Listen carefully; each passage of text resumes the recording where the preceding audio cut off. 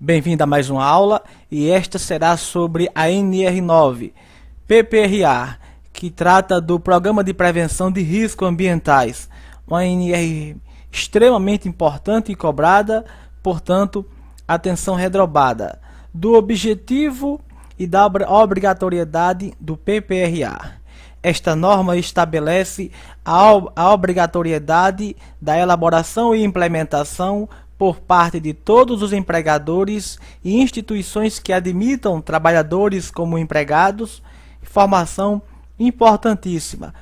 São todos os empregadores e instituições que admitam trabalhadores como empregados, sem exceção, que estão obrigados tanto a elaborar quanto a implementar o PPRA, visando a preservação da saúde e da integridade dos trabalhadores, através de quê? Através da antecipação, reconhecimento, avaliação e consequente controle da ocorrência de riscos ambientais existentes ou que venham a existir no ambiente de trabalho, tendo em consideração a proteção do meio ambiente e dos recursos naturais. Quando não forem identificados riscos ambientais nas fases de antecipação ou reconhecimento, o PPRA poderá resumir-se às etapas de antecipação e reconhecimento dos riscos e registro e divulgação dos dados. Questão de prova. Portanto, se não forem identificados os riscos previstos na NR9, não significa que a empresa não está obrigada a fazer o PPRA. Apenas as etapas serão reduzidas, bastando, nesse caso, antecipação e reconhecimento dos riscos e registro e divulgação dos dados. Atenção a esse item, porque é questão de prova. O PPRA ele é parte integrante do conjunto mais amplo das iniciativas da empresa no campo da preservação da saúde e da integridade dos trabalhadores. Portanto, ele deve estar articulado com as demais normas. Essa informação é importante porque o PPRA ele faz parte de um conjunto mais amplo e ele deve estar articulado com as demais normas, em especial com o Programa de Controle Médico de Saúde Ocupacional, o PCMSO, previsto na NR7. Quais são os riscos ambientais considerados pela norma? Para efeito desta norma, consideram-se riscos ambientais os agentes físicos, químico e biológico. Grave muito bem, pois existe também os riscos ergonômicos e de acidentes.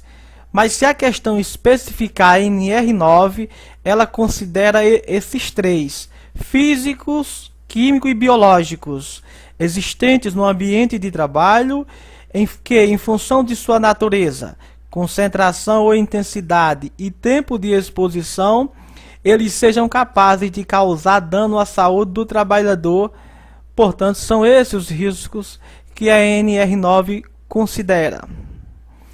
Quais são os riscos físicos? Ou seja, agora vamos aos exemplos de cada tipo de agente.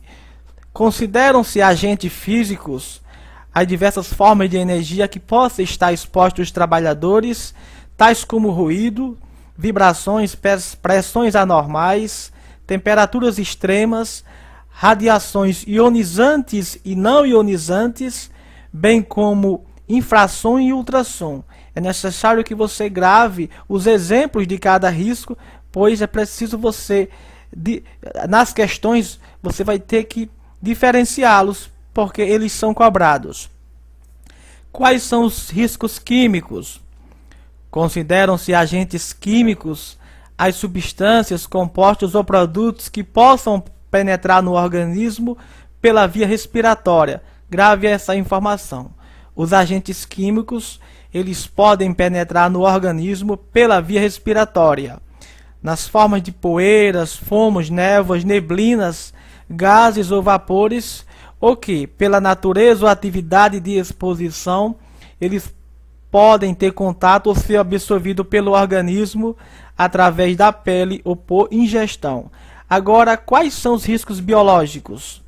Consideram-se agentes biológicos as bactérias, fungos, bacilos, parasitas, protozoários, vírus, entre outros. Vamos agora para a estrutura do PPRA. O PPRA ele deverá conter no mínimo a seguinte estrutura. Questão de prova. O que é que deve contar na estrutura do PPRA? Letra A. Deverá contar um planejamento anual com estabelecimento de metas, prioridades e cronograma. Letra B. Deverá conter a estratégia e metodologia de ação. Letra C. Deverá conter também na estrutura forma do registro, manutenção e divulgação dos dados. Além disso, letra D.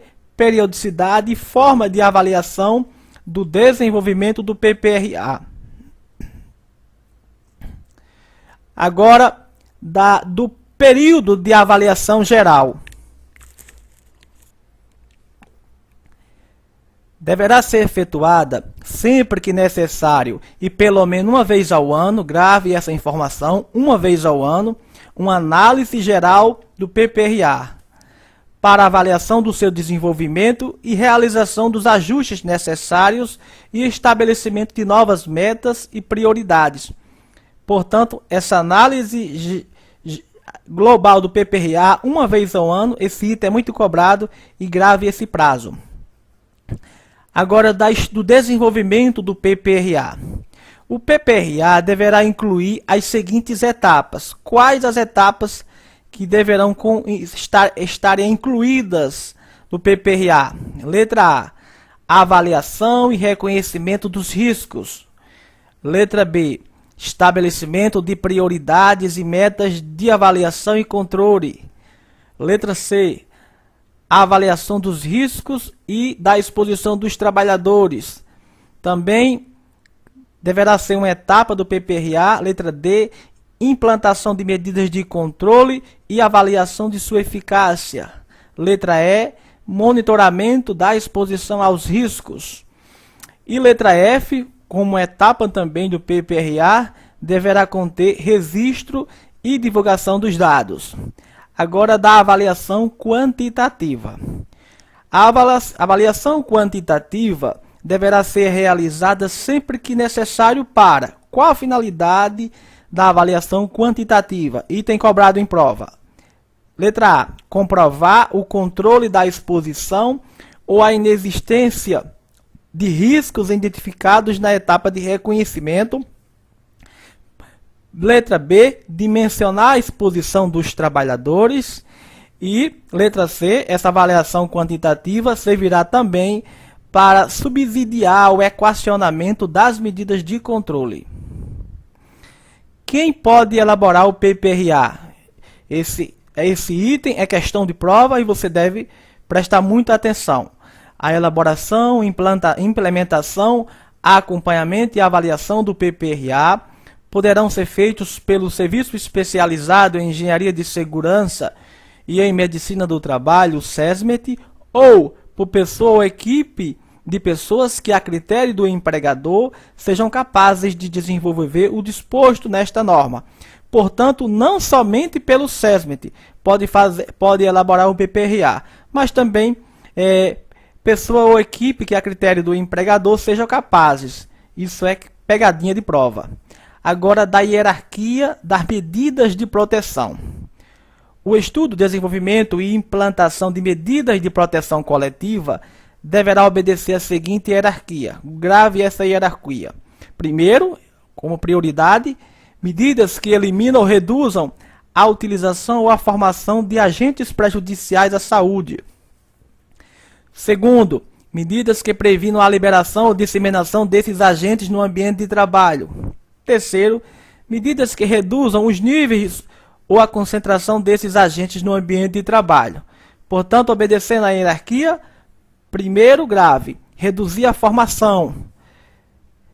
Segundo, prevenir a liberação. Terceiro, reduzir a concentração. Quando as medidas de proteção coletiva não forem suficientes, o que fazer? Comprovado pelo empregador ou instituição a inviabilidade técnica da adoção de medidas de proteção coletiva, ou quando estas não forem suficientes, ou encontrar em fase de estudo, planejamento ou implantação, ou ainda em caráter complementar ou emergencial, deverão ser adotadas outras medidas obedecendo a seguinte hierarquia. Portanto, não foi possível implementar ou numa situação de emergência, qual é a hierarquia? Primeiro, deve-se fazer medidas de caráter administrativo ou de organização do trabalho. Só depois, letra B, é que faz a utilização do equipamento de proteção individual, o EPI. Agora, o que vem a ser nível de ação. Para fins desta norma, considera-se nível de ação o valor acima do qual devem ser iniciadas ações preventivas.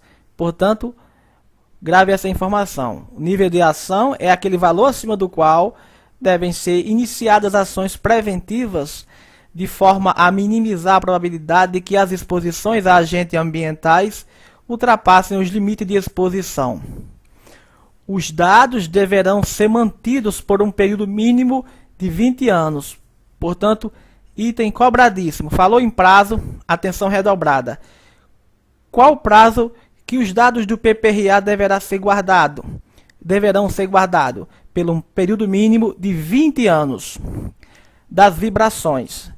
As ferramentas manuais vibratórias que produzam acelerações superiores a 2,5 nas mãos dos operadores devem informar junto às suas especificações técnicas a vibração emitida pelas mesmas, indicando as normas de ensaio que foram utilizadas para a medição.